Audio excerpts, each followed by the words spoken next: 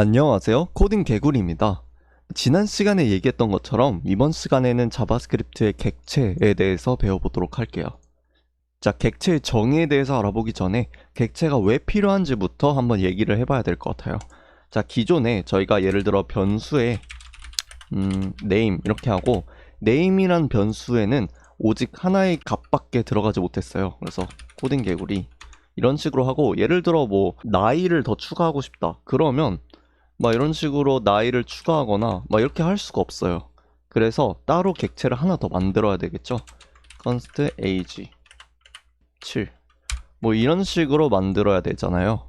그리고 만약에 뭐 레벨 같은 것도 있다 그러면 레벨하고 3 이런 식으로 하는데, 이렇게 변수들을 여러 개 만들면 이 변수들이 연관되어 있는지 모르잖아요. 그래서 예를 들어 user1 name 이렇게 하고, 이 age는 user1의 age다 해서 user1 age 그리고 user1 레벨. 자, 이런 식으로 하면 관리하기가 되게 어려워 보이지 않나요?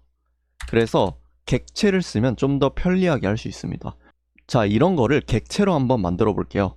자, 그래서 이런 걸 객체 리터럴 방식으로 객체를 만든다고 하는데, 자, user1 이렇게 하고 이렇게 등호를 쓰고 중괄호를 열어줍니다. 그리고 name을 그냥 넣어주시면 돼요.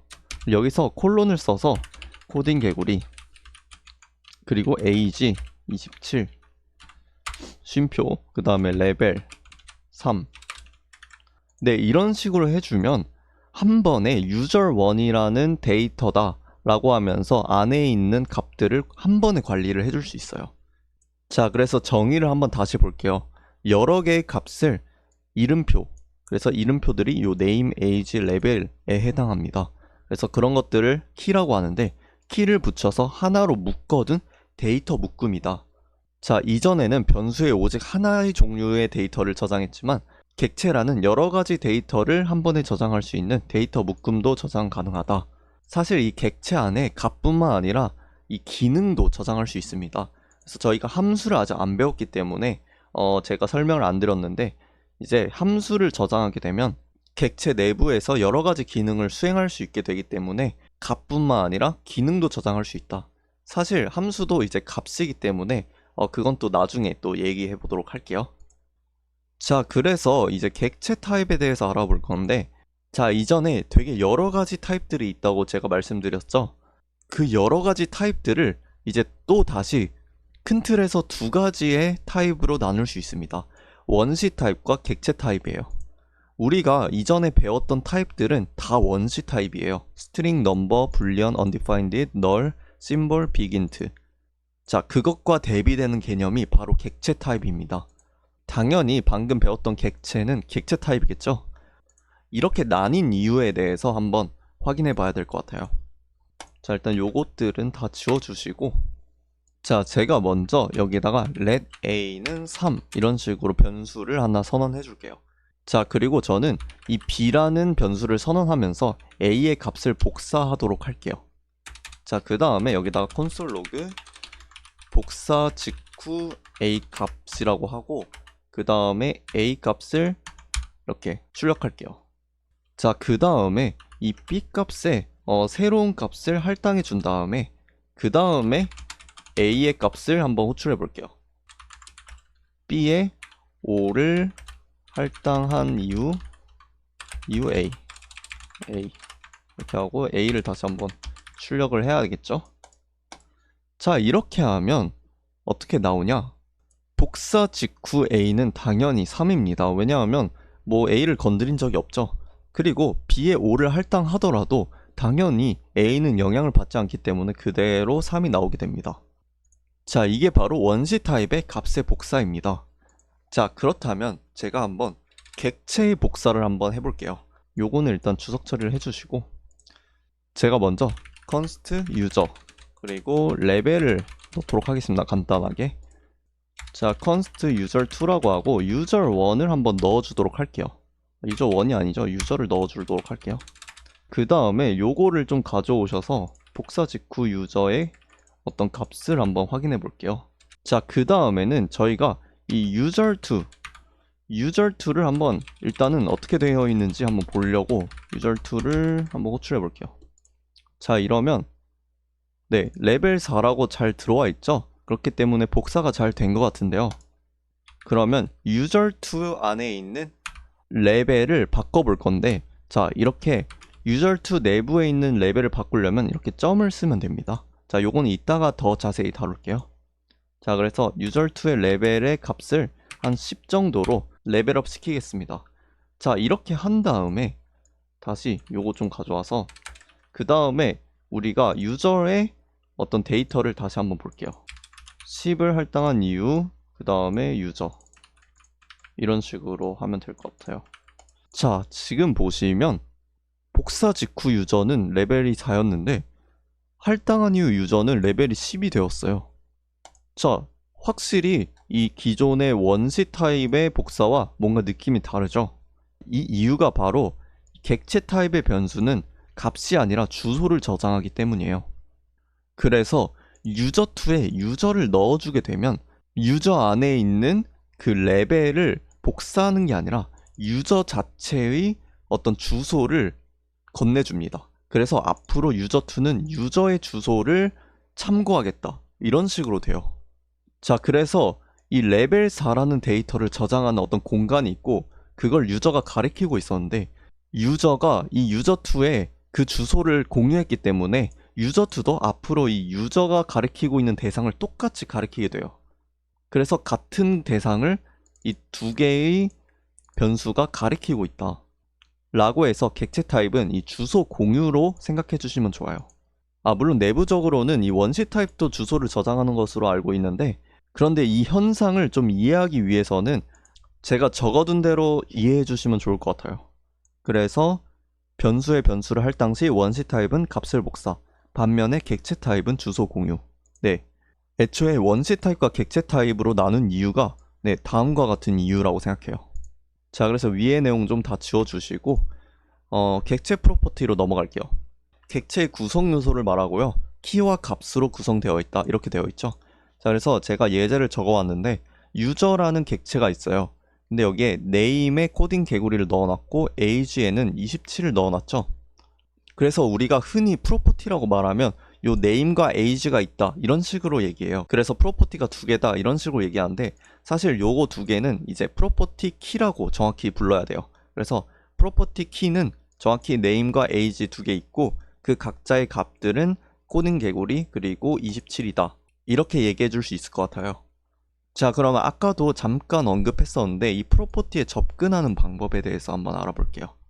자, 제가 먼저 객체 하나를 만들어 줄게요. const user 그리고 name 코딩 개구리 age 27. 자, 근데 제가 이거 번외로 하나 말씀드리자면 이걸 const로 하는 이유가, 자, 유저라는 객체 내부에 있는 이 name과 age가 이제 바뀔 수도 있잖아요. 왜냐하면 이름을 수정할 수도 있고 나이를 먹으면 나이가 추가될 수 있으니까. 그래서 이걸 const가 아니라 let으로 하는 게 더 올바르지 않겠냐라고 하실 수도 있는데 제가 아까 얘기했던 것처럼 유저에는 값이 아니라 이 주소가 저장돼요. 그래서 안에 있는 내용물을 바꾼다고 해서 주소가 바뀌진 않아요. 그렇기 때문에 const로 하는 게 무조건 맞습니다. 아무튼 이 유저라는 객체 내부에 있는 이 프로퍼티들에 접근하기 위해서는 제가 아까 user.name 이런 식으로 했죠. 자, 이거를 점 표기법이라고 합니다. 그래서 이런 식으로 콘솔 로그로 찍어준다면 이렇게 해가지고 안에 넣어주시면 코딩 개구리라고 잘 나오죠. 마찬가지로 대괄호 표기법이란 게 있는데 사실 요거는 자주 쓰진 않아요. 그래서 만약에 예를 들어 name을 하고 싶다, 이런 식으로 하면 undefined가 나와요. 그래서 대괄호 표기법은 이런 식으로 문자열로 감싸 주셔야 됩니다. 코딩 개구리. 자, 그런데 대괄호 표기법은 특수한 경우 아니면 쓰지 않기 때문에 일단은 넘어가도록 할게요. 자, 그러면 제가 이 유저라는 객체 안에 pet이라는 어떤 없는 프로퍼티를 한번 접근해 보도록 할게요. 그래서 콘솔 로그로 한번 이렇게 접근을 한번 해볼 건데, 자, 접근을 했을 때 에러가 나는 게 아니라 undefined라고 나와요. 자, 이게 왜 그러냐? 제가 생각했을 때는 이 프로퍼티 생성을 하기 위해서 이렇게 에러를 발생시키지 않고 undefined를 일단 넣어두는 것 같아요. 예를 들어서 제가 프로퍼티를 생성하기 위해서는 이렇게 pet이라는 프로퍼티를 생성하겠다. 그리고 pet 안에 예를 들어 강아지 이런 식으로 생성을 하겠다 라고 하면 네, 강아지라고 잘 생성이 되게 됩니다. 그리고 만약에 제가 유저를 한번 찍어보면 어떤 식으로 되어 있냐? 네, 이렇게 pet이라는 키값과 값이 잘 들어가게 돼요. 그래서 없는 프로퍼티에 접근했을 때 undefined가 반환되고 에러가 나지 않은 이유가 애초에 이렇게 동적으로 프로퍼티를 생성하기 위함이라고도 볼 수 있을 것 같아요. 자, 그런데 객체도 어쨌든 값이기 때문에 제가 여기에서 name 하고 강아지 그리고 age 요게 아니죠. 네, 이런 식으로도 객체 안에 객체를 넣어줄 수 있습니다. 다시 한번 제가 요거 그대로 한번 출력해 볼게요. 자, 그러면 user.pet은 이렇게 name 강아지 age2 그리고 유저는 코딩 개구리 27 pet이라는 객체 이런 식으로 보이게 돼요. 이렇게 pet도 내부적으로 볼 수 있습니다. 자, 그래서 만약에 pet 안에 name을 보고 싶다. 그러면 이렇게 user.pet 안에 name 이런 식으로 접근해서 콘솔 로그로 찍을 수 있어요. 자, 그런데 저희가 user.pet에 있는 name을 출력하고 싶은데 만약에 pet이 있는지 없는지 모를 수 있잖아요. 만약에 없다고 하면 이런 식으로 에러가 발생하게 돼요. 자, 그렇기 때문에 이 코드를 실행하는 시점에 유저 안에 있는 pet이 실제로 프로퍼티가 존재하는지 모를 수도 있어요. 그런데 당연히 프로그램 실행 중에서 이렇게 에러가 나면 앱이 멈추게 되니까 바람직하지 않겠죠. 그렇기 때문에 우리가 이 옵셔널 체이닝을 써서 값이 있을 수도 있고 없을 수도 있을 때 에러 없이 안전하게 접근하기 위한 문법을 사용해 줄 수 있어요. 그래서 이런 경우 이렇게 애매한 값에 이렇게 물음표를 쳐주면 에러가 나지 않고 undefined가 나오게 돼요. 자, 그러면 만약에 뭐 이렇게 해가지고 if user.pet의 name이 뭐 undefined다. 그러면 뭐 pet의 프로퍼티가 존재하지 않습니다. 이런 식으로 예외 처리를 해줄 수도 있겠죠. 그리고 만약에 그렇지 않다. 그러면 안전하게 요 유저의 pet의 name을 가져오시면 되겠습니다. 그래서 제가 콘솔 로그로 자, 이렇게 하는 것보다 사실 이렇게 하는 것도 괜찮을 것 같아요. const name 이렇게 해주고 유저의 프로퍼티 그리고 옵셔널 체이닝 써서 이렇게 가져온 다음에 만약에 name이 undefined다. 자, 그러면 pet 프로퍼티가 존재하지 않습니다. 그리고 else면 그냥 콘솔 로그로 name은 name이다. 네, 이런 식으로 해주시면 좋을 것 같아요. 자, 지금 보시면 pet 프로퍼티가 존재하지 않습니다 라고 잘 나오고 만약에 pet 프로퍼티를 잘 생성을 했다고 가정해 볼게요. 그러면 여기다 넣어주시면 되겠죠. pet하고 뭐 name은 강아지 그리고 age는 이런 식으로 한번 제대로 넣었다고 가정해 볼게요. name은 강아지라고 잘 나오게 됩니다. 자, 그래서 옵셔널 체이닝은 에러 없이 안전하게 프로퍼티에 접근할 수 있도록 도와주는 문법이다. 그리고 추가적으로 이렇게 예외 처리를 해주면 좋다라는 것을 한번 알아봤습니다.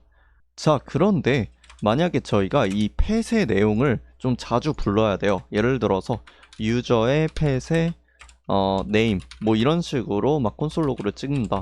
그리고 사실 요게 더 길어질 수도 있어요. 왜냐하면 pet이라는 어떤 변수 안에 있는 요 프로퍼티 안에도 또 이렇게 객체가 또 있을 수도 있어요. 이런 걸 또 객체 중첩이라고 하는데 뭐 요런 게 있을 수도 있으니까 그러면 더 길어지겠죠. 여기다 점이 더 붙고. 자, 이런 게 조금 싫다. 자, 이러면 이 구조분해 할당을 이용해주면 좋을 수 있습니다. 자, 그래서 정확한 정의는 객체나 배열에서 필요한 값만 꺼내서 변수로 받는 문법 그리고 매번 이렇게 점점점 찍어서 길게 쓰기 귀찮을 수 있잖아요. 가독성도 안 좋고. 그렇기 때문에 이 유저라는 pet을 자주 쓸 것 같다. 그러면 유저 pet 해놓고 const 그리고 객체를 분해 할당하는 거기 때문에 이렇게 중괄호를 써주시고 제가 필요한 키값들을 정확하게 이름으로 적어주셔야 됩니다. 예를 들어 name 그리고 age 이렇게 해가지고 user.pet을 이렇게 하나하나씩 받겠다. 자, 요거 만약에 이름을 name이 아니라 name2 막 이런 식으로 하면 콘솔 로그로 한번 찍어볼게요. name2 네, undefined 나오죠. 근데 정확하게 name으로 한다면 강아지라고 잘 나오게 됩니다. 그래서 어차피 이름을 정확하게 쓰는 게 중요하기 때문에 이 순서도 사실 상관없어요. 정확한 키 값을 적어주면 앞으로는 user.pet의 name 이렇게 안 적어도 되고 그냥 name이라고 적어도 됩니다. 자, 근데 만약에 이렇게 name이라고 하기보다는 정확하게 나는 pet name이라고 하고 싶다. 그럼 뭐 이런 식으로 이렇게 옮겨주시면 앞으로 pet name을 쓸 수 있습니다. 이런 식으로. 자, 그래서 이번 시간에는 저희가 자바스크립트의 객체에 대해서 배워봤고요.